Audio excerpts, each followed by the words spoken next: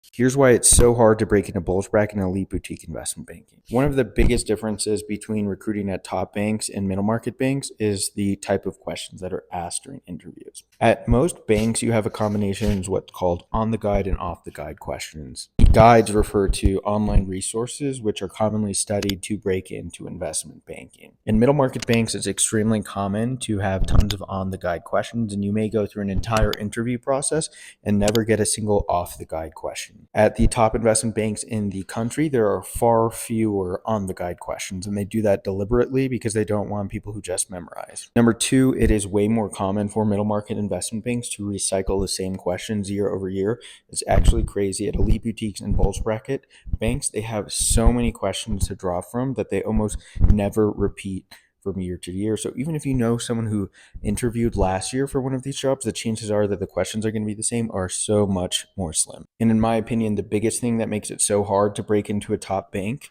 is because of the niche questions that they ask. They're already asking questions that are not available and typically seen online, but then they're drilling down on specific points.